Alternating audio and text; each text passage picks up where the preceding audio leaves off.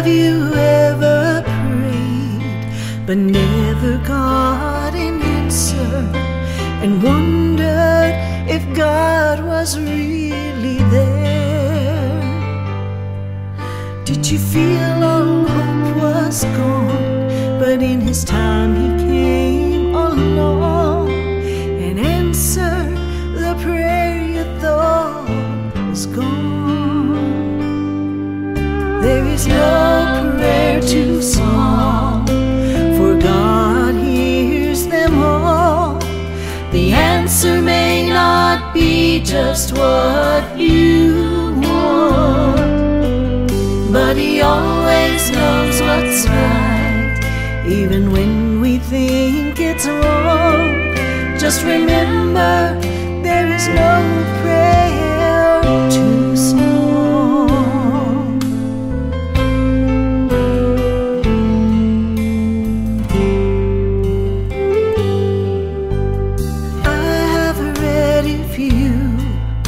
Will ask, you shall receive.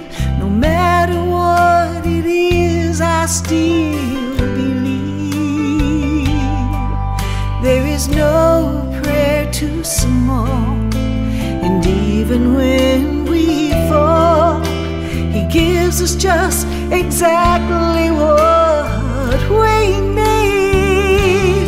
There is no prayer too small, for God hears them all. The answer may not be just what you want, but He always knows what's right, even when we think it's wrong. Just remember, there is no prayer too small.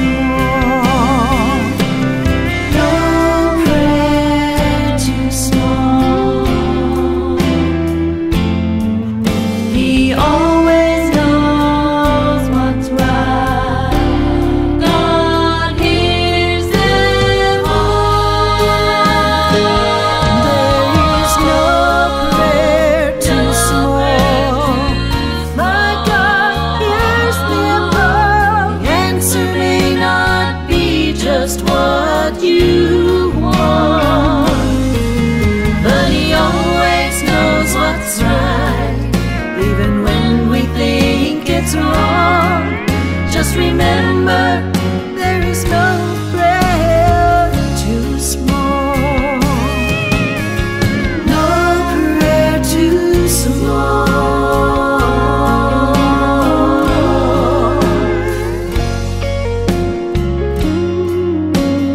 No prayer too small.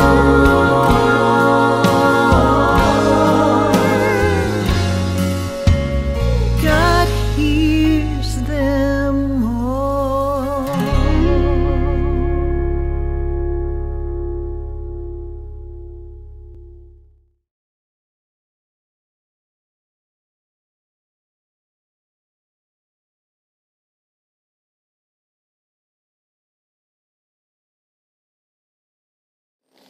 Hello, my name is Ralf Friedrichs. I'm an addiction recovery coach and the host of the Take Your Life Back Today show.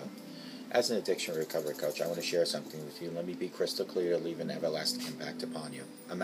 Just imagine being buried alive. You're in a coffin, but you know you're not dead. You don't know how to get out of that coffin. You tried lifting the lid, but the lid won't open because there's just too much heavy weight of dirt on there. You tried banging on the lid to unsettle that dirt that's on that lid, so maybe somebody will notice the moving of the dirt and start digging their way down towards you. This is what it's like to find yourself at the lowest point of alcohol and drug addiction. You know you need help. You know you can't do it on your own, but you don't know where to turn. You just think you're going to die. Usually, though, people don't think about death when they're abusing drugs and alcohol. In order to defeat an addiction, you have to be great at repressing the fear of death. I often ask you, my audience, did it ever cross your mind while you're abusing drugs and alcohol that maybe, just maybe, you might overdose and take something that was preciously given to you by the Lord Jesus, called life? And you don't think that's selfish enough? Or maybe you don't care if your life is gone? What about taking that life, your life, away from the people that love you and count on you most? For an example, people like your mother and your father and your sister and your brother. What about your husband or your wife? What about those children or even your grandchildren? with this, let me leave one last thought with you. Don't be like the person that I'm just reading about on this index card that waited and waited and waited until it was too late to get help. Instead, be the person that reaches out to God, reaches out to me, at 844-405-HELP, and I promise you, I will help you take your life back. But I do want you to reach out to God. Give a shout out to God. When you take your slippers off at night, stick them under your bed, folks. Put those slippers under your bed. That way, in the morning when you're waking up and you're blessed to have another day on this beautiful earth, you'll be forced to get on your knees to get those slippers because they're under your bed. So you need to see where they are. You're looking under that. There they are. While you're on your knees, utilize what I call knee mail, K-N-E-E mail. Knee mail is your personal chat line, your personal phone service from your lips to God's ears each and every morning. That's the best time to ask God for guidance and direction, for mercy and forgiveness, to thank God for having a home, clothing, food, relationships, children, grandchildren. It is the time to speak to God each and every morning. There is no better way, no better time than to do it first thing on a crispy, beautiful morning when your mind is not full of all the activities from the day. When you first open those eyes and you see the beauty of God's creation is the time you should thank God for allowing you to live. Put those slippers on and walk with God 24/7. Don't forget to also give Larry Geis from the Geis Academy a call, 516-458-2741. Larry Geis and I tell folks like you, doesn't matter where you came from, doesn't matter where you've been, what matters is that you're here and you're looking for a better tomorrow. Larry will take you from your addiction to recovery, depression to happier times, low self-esteem to raising it. You can find Larry at www.odysseyconsultant.org. Larry Geis and I are standing by to help you, and all you need to do is pick up the phone and call Larry at 516-458-2741. And if you can't reach him, you can call me at 844-405-HELP, and together Larry and I will help you take your life back. We're going to talk, in the previous segment we talked about signs that you might need rehab. So now, let's say you went to rehab. You did your 30, 60, and 90 days. Let's talk about the 10 signs that you, my friends, are in recovery. Before you can live, part of you has to die. You have to let go of what could have been, how you should have acted, and what you wish you would have done or said differently. You have to accept that you can't change the past experience, opinions of others at the moment, at the time, outcomes of their mouths. When you finally recognize that truth, then you will understand the true meaning of forgiveness of yourself and others. From this point, you will finally be free. You have admitted to yourself that you, my friend, need help because you already went to rehab. Now you're going to start living in recovery. Denial is arguably the most powerful tool used by addicts. The moment that an addict recognizes and admits that they have a problem, they are starting to open up, exhibiting an attitude of surrender in a tremendous first step, and typically an indicator that substance abuser will no longer be fighting against recovery process. Believe you can, and you are halfway there. Theodore Roosevelt wrote that. You have started to establish a sober support network, hopefully within your area. The shame and secrecy experienced by drug and alcohol abusers often prevents them from reaching out to loved ones or treatment professionals. Addicts tend to gravitate toward other addicts for several reasons. One, being around other substance abusers ensures that the drugs and alcohol will be readily available. And two, by creating a peer group that enables the addictions, it's easier to remain in denial that there is a healthier lifestyle to pursue. The seemingly simple act of disclosing an addiction to another person who is also addicted, in fact, a huge step in the recovery process, will never happen unless you reach out to sober people. It can lead to a domino effect by continuously sticking around with people that also have addictions. So you need to surround yourself in a community that is sober.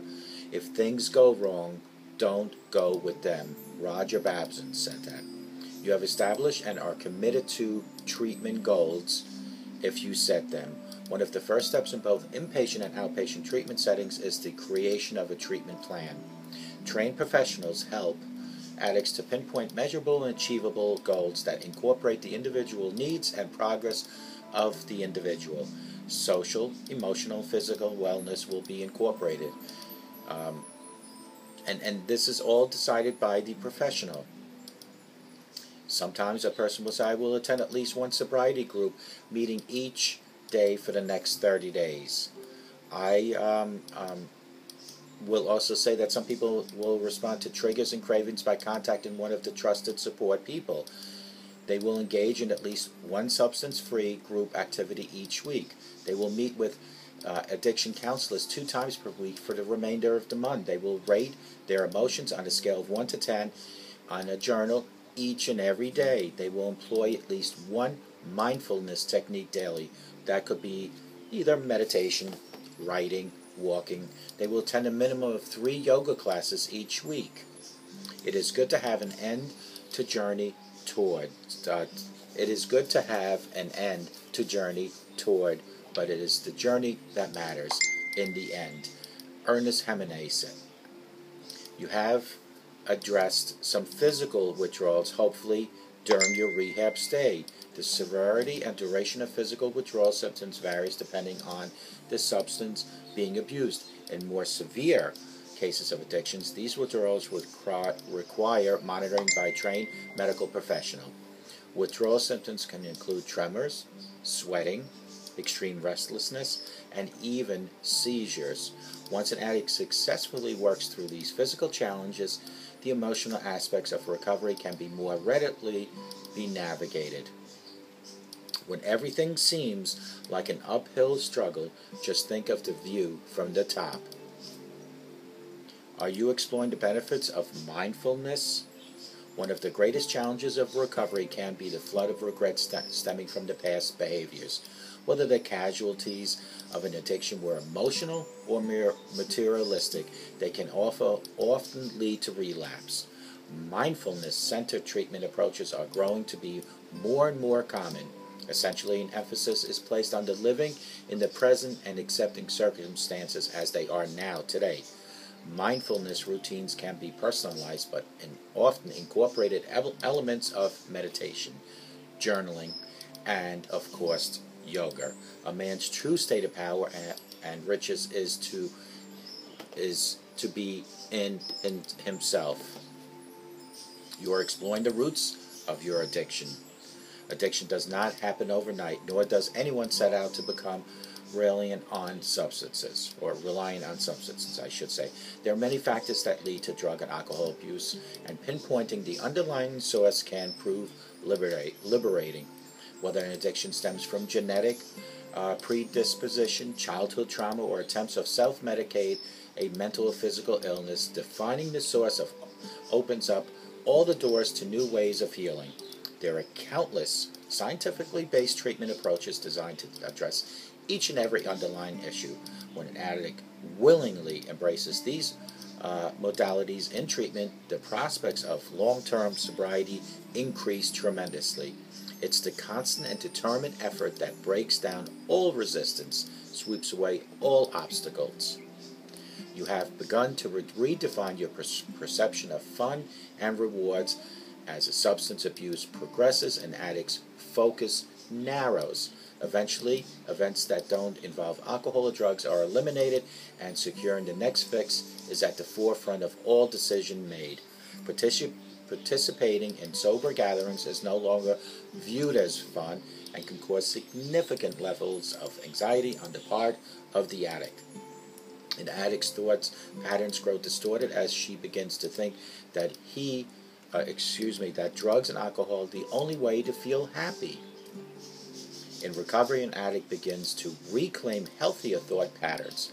Previous misconceptions like drugs are the only way to have fun are replaced with more productive statements like, I have always enjoyed hiking and I'm ready to revisit that hobby again. While these healthier outlets can feel forced or under-satisfying in the early recovery stages, they eventually lead to a more substantive and fulfilling lifestyle.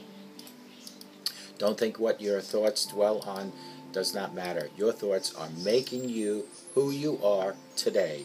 You are reconnecting with life, and it's starting to look good. In the throes of addiction, hobbies and interests take a back seat. When an addict is actively engaged in recovery, those once close-held passions begin to re-emerge. It can be tempting to dive back into everything all at once, yet taking small steps, baby steps, is a more realistic recovery approach. Many treatment programs incorporate exercise, art, journaling, and outdoor recreation in the recovery process. In addition to rekindling old passions, recovering addicts can also expect a deepening connection with the world and people around them.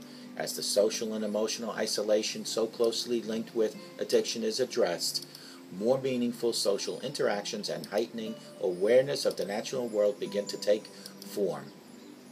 Days that were once marked by a lonely haze are suddenly experienced in a high definition. As human beings, our greatness lies not so much in being able to remake the world as it is in being able to remake ourselves. You are establishing new coping skills, and you should be diving right into them. Day to day, life is full of challenges, and curveballs will be thrown at you. For an addict, the go-to solution is drugs or alcohol. This pattern of numbing away the stresses of everyday life becomes a nightmarish cycle. In recovery, an addict identifies productive coping strategies like breathing exercises, physical fitness, and communication with sober support units. Initially, these skills feel foreign and require a great deal of practice and conscientious effort. Over time, however, the benefits of coping in healthy ways become quite evident, more second nature, and provide far more relief than a quick fix once afforded by the substances that they were consuming. That which we persist in doing becomes easier, not that the nature of the task has changed, but our ability to do has increased. For the first time in a long time, you, my friends, are finally seeking and finding hope. Hope can be quite elusive for addicts. As the abuse of substances progresses, the prospect of wellness can feel out of reach.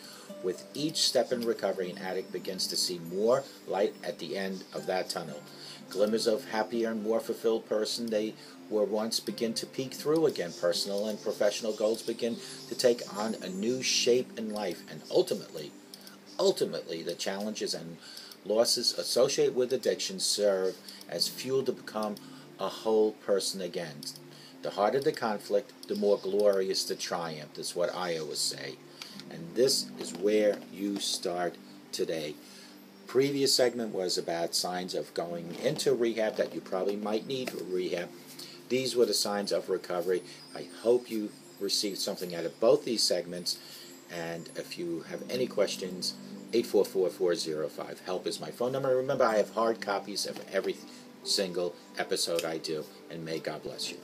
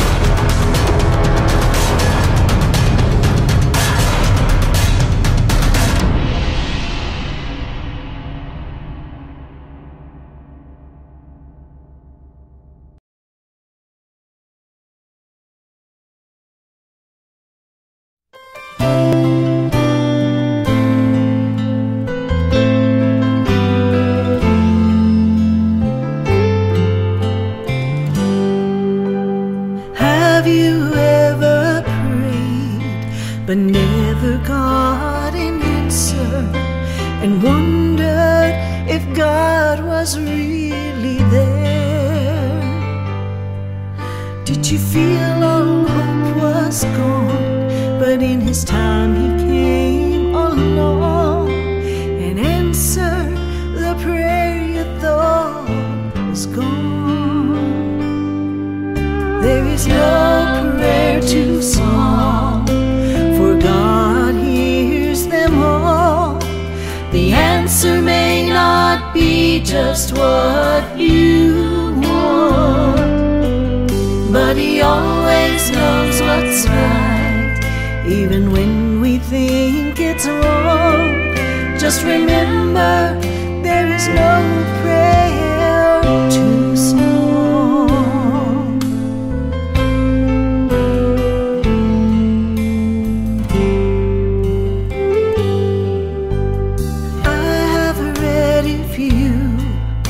Will ask, you shall receive. No matter what it is, I still believe. There is no prayer too small, and even when we fall, He gives us just exactly what we need. There is no prayer too small, for God hears them all. The answer may not be just what you want, but He always knows what's right, even when we think it's wrong. Just remember, there is no prayer too small. No prayer too small. He always knows what's right. God hears them all. There is no prayer too small. My God hears them all. The answer may not be just what you want, but He always knows what's right, even when we think it's wrong. Just remember,